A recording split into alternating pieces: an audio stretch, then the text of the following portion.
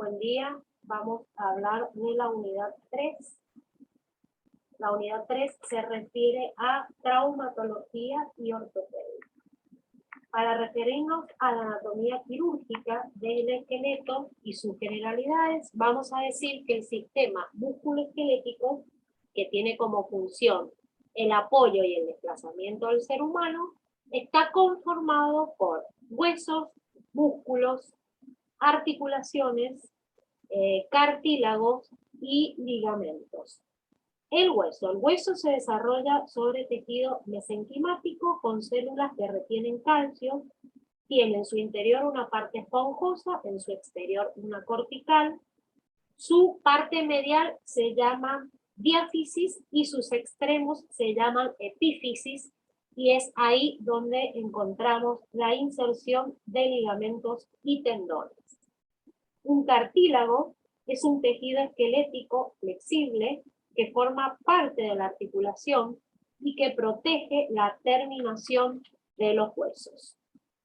Una articulación es la unión de uno o más huesos que tienen también su clasificación de acuerdo a la movilidad que tengan. Hay algunas sin movilidad, como las del hueso del cráneo, con poca movilidad, como las costillas, o con mucha movilidad, como son las articulaciones de la cadera y del hombro. Los ligamentos, que son tejido conjuntivo, denso o fibroso, que son los que permiten unir los huesos entre sí en una articulación. Los músculos, que son fibras especiales, que se contraen principalmente y se clasifican en lisos o en estriados. Los tendones, que son tejido fibroso a través del cual se insertan los músculos. Esa sería entonces la anatomía quirúrgica del sistema osteomuscular. Después de esto vamos a ver distintas definiciones. Por ejemplo, ¿qué es una fractura? Es la pérdida de continuidad normal del hueso, y hay distintas clasificaciones. Hay fractura simple, comminuta, expuesta, entallo verde, patológica, encajada y fractura estiroidal. Esa sería la clasificación o las clases de fracturas. ¿Qué es una luxación? Es la pérdida permanente de contacto de la superficie articular, lo que provoca el desplazamiento de los huesos dentro de una articulación, provoca dolor, deformación, dificultad en el movimiento. La lesión la podemos confirmar a través de una radiología, y generalmente se corrige con una reducción cerrada. Un esguince, que es el conjunto de alteraciones en los ligamentos de una articulación, que pueden o estirarse y salirse del lugar, o inclusive pueden romperse. Esto se corrige con inmovilización, con la pierna en alto aproximadamente durante 10 días y con la colocación de hielo. Y luego de esto se le coloca una bota al paciente y se lo manda a fisioterapia. ¿Qué es la artrosis? Es una patología donde se acelera el proceso degenerativo de la articulación. Pseudoartrosis es aquella fractura que consolidó mal y pierde un poco su movilidad. Osteomelitis, inflamación del hueso ocasionado por presencia de infección. Osteotomía, sección o corte quirúrgico del hueso. Osteodesis, fijación quirúrgica de una fractura. Artroplastía, operación quirúrgica realizada sobre una articulación para devolverle su movilidad. Artrodesis consiste en fijar una zona articular.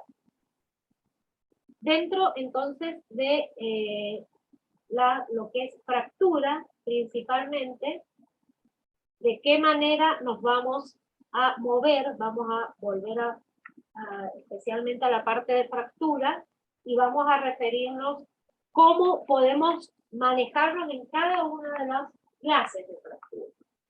En una fractura simple, por ejemplo, donde hay una sola línea, se va a corregir con una férula o con la colocación de un yeso. O sea que en este caso haríamos simplemente lo que se llama una inmovilización. En una fractura conminuta, que es donde el hueso se rompe en distintos pedacitos pequeños, se va a hacer una reducción y después se va a hacer una fijación a cielo abierto, que quiere decir que después en una cirugía se va a colocar algún elemento para unir esa fractura. La fractura en tallo verde, que es la que se da en los niños, el hueso se dobla, más que romperse, entonces en este caso se va a hacer una reducción cerrada y con anestesia se le va a colocar un yeso. En una fractura patológica, que es aquella causada por cáncer o por la presencia de un tumor, se va a hacer una reducción y luego una cirugía donde el cirujano va a determinar qué elemento de osteosíntesis es el que va a colocar. En una fractura encajada hay un impacto violento donde la epífisis se mete adentro de la diáfisis. Entonces, en este caso haríamos reducción y a cielo abierto se coloca un elemento de fijación. En el caso de la fractura espiroidal, que es por torsión del hueso, vamos a hacer una reducción y después en una cirugía a cielo abierto se va a colocar también un elemento de osteosíntesis rígida o flexible, de acuerdo a lo que el traumatólogo decida. Y vamos a dedicarnos específicamente al caso de la fractura expuesta. ¿Por qué? Porque en una fractura expuesta el hueso sobresale a través de la piel, rompiendo las partes blandas, y estamos trabajando en una herida que está sucia, contaminada. Cuando el paciente llega al hospital, lo primero que vamos a hacer, bajo anestesia, después de hacer la antisepsia y los campos, es hacer una limpieza quirúrgica o una toilette quirúrgica donde el cirujano, con pinza y tijera de Metzenbaum, va a sacar todo el tejido desbridado, desvitalizado. Va a hacer un desbridamiento, va a sacar todo el tejido que está desvitalizado.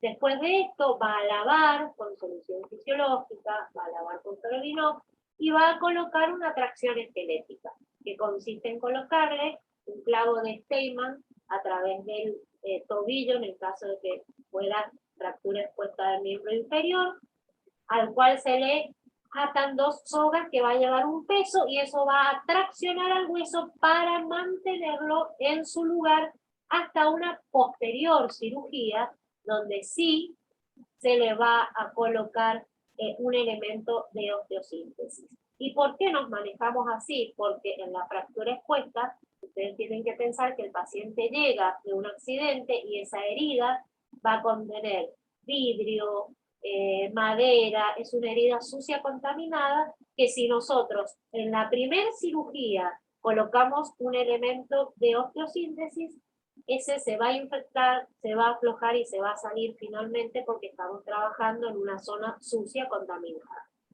Por eso se hace esta toilette quirúrgica o limpieza quirúrgica, se coloca la tracción esquelética y cuando el paciente es sometido luego en la habitación a distintos usos de antibióticos y de limpieza de la zona, una vez que está en condiciones, se lo vuelve a hacer entrar a quirófano para, en esta segunda cirugía, sí colocarle un elemento de osteosíntesis. Ahora bien, si yo voy a colocar un tornillo o una placa que tiene tornillos, ¿qué elementos debo tener? Debo tener perforador, mecha, guía de mecha, la mecha siempre es un poco más pequeña que el calibre del tornillo, medidor de profundidad, macho enroscador y los tornillos con el atornillador. Esos son entonces los elementos que yo necesito en la mesa para la colocación de un tornillo o de una placa que tenga tornillo. Y son los pasos que va a seguir el traumatólogo. Debo verificar esto porque yo en traumatología voy a trabajar con instrumental de una mesa base, más el instrumental específico de traumatología, más el instrumental que vienen de las distintas ortopedias. Por eso yo debo tener conocimiento básico de todos estos elementos para poder verificar antes de comenzar la cirugía que tenga todo lo necesario para poder realizar dicha cirugía.